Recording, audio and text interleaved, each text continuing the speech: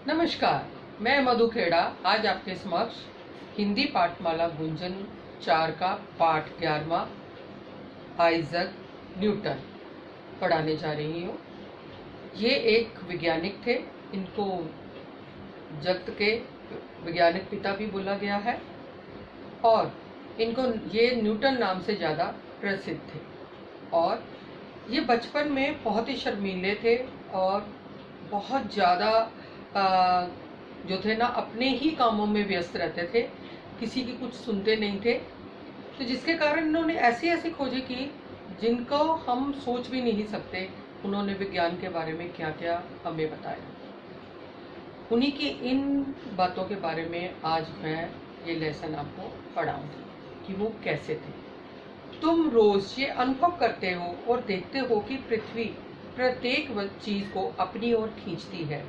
Newton ने सबसे पहले पृथ्वी की इस शक्ति का पता चलाया और उसे वैज्ञानिक आधार देकर गुरुत्वाकर्षण नाम दिया। गुरुत्वाकर्षण होता है ग्रेविटी, जिसको इंग्लिश में बोलते हैं।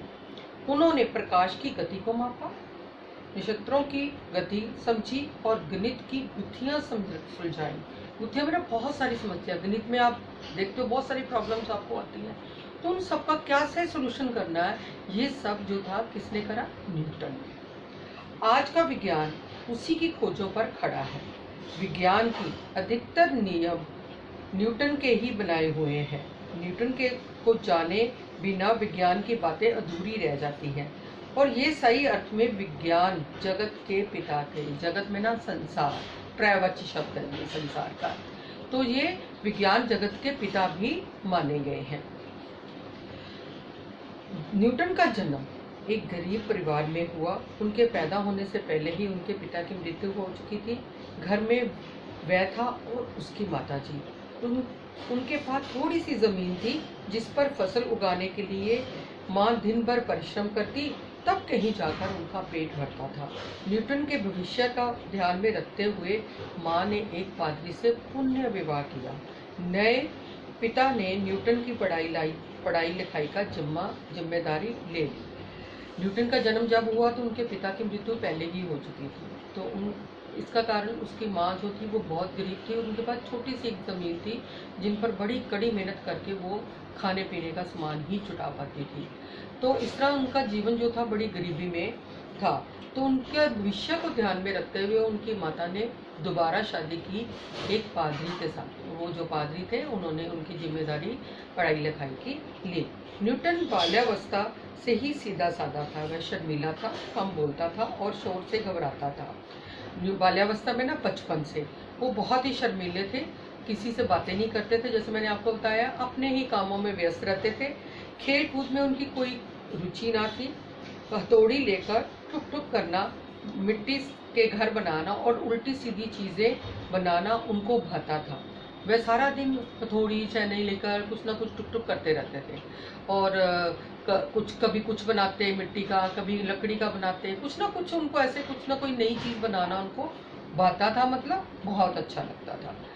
6 साल की अवस्था में उन्होंने स्कूल जाना आरंभ किया। कितने साल में? 6 साल में। वह पढ़ाई लिखाई में कमज़ोर था, इतिहास उसे नहीं होता था, लेकिन एक घटना ने सब कुछ बदल दिया। कक्षा में पहले नंबर पर पास होने वाला बालक एक दिन न्यूटन से उलझ पड़ा। उस दिन से न्यूटन ने ठान लिया एक मुहावरा है, निश्चय पक्का कर लिया कि उसे पीछे रहना है, उसे पीछे नहीं रहना है। वह मन लगाकर पढ़ाई करने लगा और कक्षा में सदा प्रथम आने लगा। अब न्यूटन जो था, जब 6 साल की अवस्था में कक्षा में गए तो वो लगन के बहुत पक्के थे। ये तो उनमें सबसे बड़ी बात थी।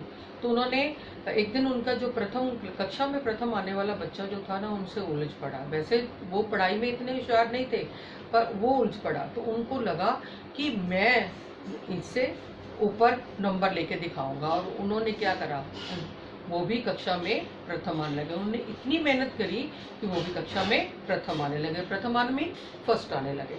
10 साल की आयु में न्यूटन के पालक पिता का देहांत हो गया। पालक पिता में ना, जिस पादरी से उनकी माता ने शादी की थी, उनके पालने वाले पिता का देहांत में ना उनकी मृत्यु हो गई। उस पर मुसीबतों का पहाड़ टूट गया। मुसीबतों का पहाड़ टूटना, बहुत ज़्यादा मुश्किलों में पड़ जाना, ये भी मुहावरा है। माँ फिर से खेतों में काम करने लगी। उसे भी साथ जाना पड़ता था, उसे पढ़ाई छोड़नी पड़ी, पर दिल की लगन फिर भी नहीं टूटी थी। सप्ताह में एक दिन उसे काम से शहर जाना पड़ता था। वह बहाने से अपनी माँ की सहेली के घर पहुंच जाता, अलमारी टटोलता और किताबें निकालकर उन्हें ध्यान से पढ़ता। अब क्या था, 10 साल की उम्र में जब उसके पालक पिता का देहांत हो गया तो उनकी पढ़ाई फिर से छूट गई।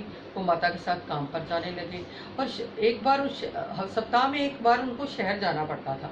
तो उनकी लगन तो बहुत थी पढ़ाई में, तो उन्होंने क्या करते थे, अपनी माता की सहेली के घर जाते और वहाँ पर उनकी अलमारी टटोल कर उनसे बुक्स निकालते, कई और चीज़ें बनाते, कुछ पढ़ते।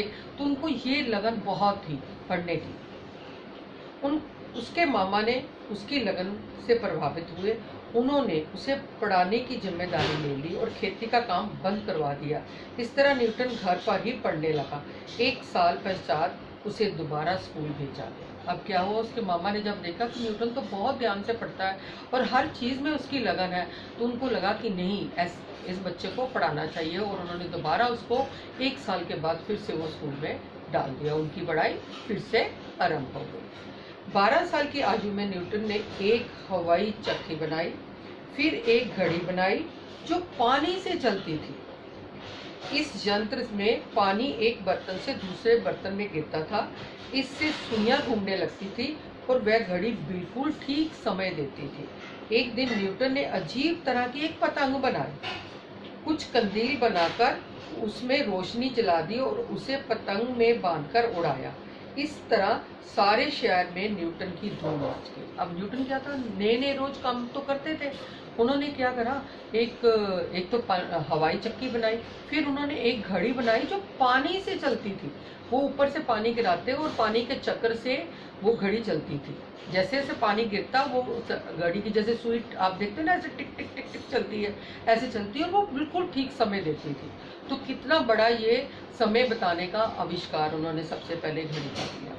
फिर उन्होंने एक ऐसी पतंग बनाई जिसको हम कंदील बोलते हैं, उसमें आग जलाई और उस पतंग को उड़ाया। और वो रात के समय जब पतंग उड़ाई तो लोग उसको देखकर आश्चर्यचकित हैरान हो गए कि उसने किसी एक नई चीज़ का खोज की। तो इस तरह से उनका जो दिमाग था वो इन्हीं बातों पे चलता था, ताकि वो नई बातें कर सके और उन्हीं बातों में करने के लिए वो लगे रहते थे। ये नहीं आज करा, नहीं पूरा हुआ तो छोड़ दिया, नहीं, उसको करके ही दम लेते थे। वह इसी तरह की जोड़ तोड़ करता रहता था।